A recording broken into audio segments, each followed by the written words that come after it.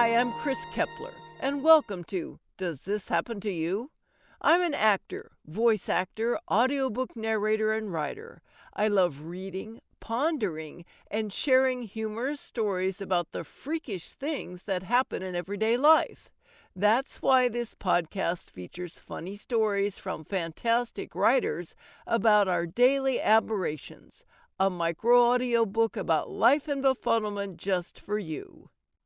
Our story this week is from Oren Onken, who you'll find on medium.com. And here is Pickleball is What's Wrong with America. I did it. I went to Dick's Sporting Goods with $100 and bought the equipment. I then recruited 3 friends and we played pickleball. I was inspired to try this new sport by whimsy, an impetus to action that has become more and more frequent since my retirement. Pickleball appeared mildly athletic, quietly competitive, and very social. I liked all of that. There were minimal financial and logistical barriers to entry, and the learning curve seemed flatter than either mountain climbing or dog sledding. It had a silly name, which was a bonus, and it looked fun. However, nothing in American life is simple, and pickleball is no exception. I was pulling crabgrass in my front yard when Polly, my neighbor, stopped by to gossip. I mentioned my plan to try pickleball. Her eyes widened and her jaw dropped. Polly, who has always recently researched whatever activity I am thinking about doing, informed me that our local healthcare system was buckling under a tsunami of pickleball injuries. Hospitals were housing elderly pickleball victims under tents in parking lots. The suffering was unimaginable. She vowed to pray that I would not end up disfigured or disabled by pickleball, like so many others who had fallen victim to its siren call. Polly gets around, and within a few hours, I had the Andreessen Sisters, my local HOA enforcers, at my door. They had come by to drop off a couple of articles they'd found on the internet about how the emergence of pickleball has led to strife, discord, arguments, and lawsuits across our nation. Tennis courts, beloved because nobody actually plays tennis, were being converted to pickleball, and the noise from the games was making the lives of those who lived in the surrounding community unbearable. Property values plummeted as the neighborhoods became pickleball ghettos. Elderly pickleball addicts loitered around the courts until all hours of the evening, cursing, smoking, and making the streets unsafe for regular people. Encouraging me to read the articles, the sisters gave me the stink eye and reminded me that one bad apple spoils the whole barrel. I made the mistake of telling my brother-in-law, Abe, about my plans. He declared pickleball to be a symbol of everything wrong with America. Take tennis, a perfectly good game, then dumb it down. Make the court smaller, the ball slower, and the rackets less responsive.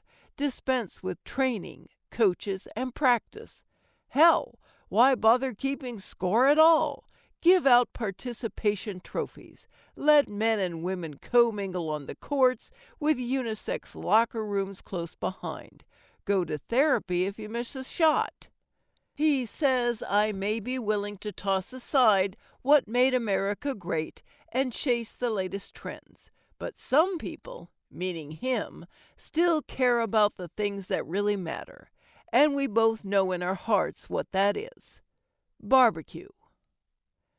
My phone was hectoring me too.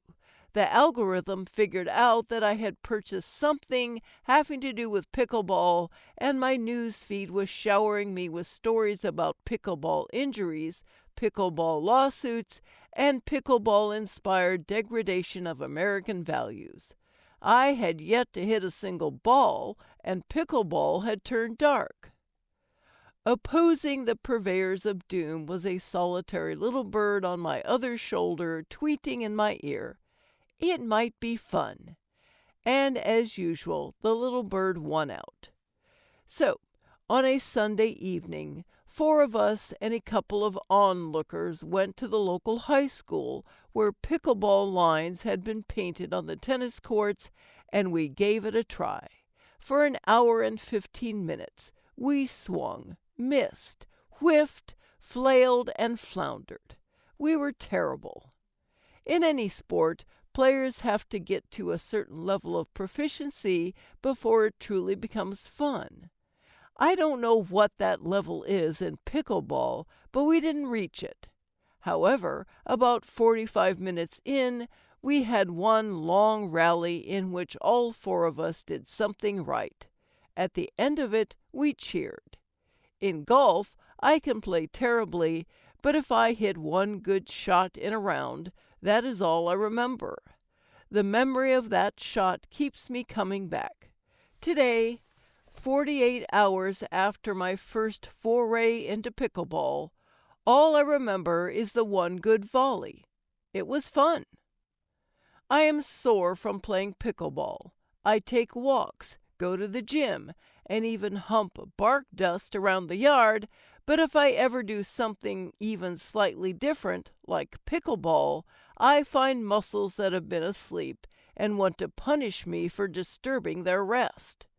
I suspect I will be back on the pickleball court, but even if I never return, the adventure was worth it. I am a low-level collector of experiences, and after that Sunday evening, I can truthfully and proudly add pickleball to the long list of sports I have attempted and been found wanting. Thanks so much for listening. If you enjoyed this story, let me know and share it with your friends. Follow me at Chris Narrates on Twitter or Chris K. Kepler on Facebook, or check out my website, chriskepler.com.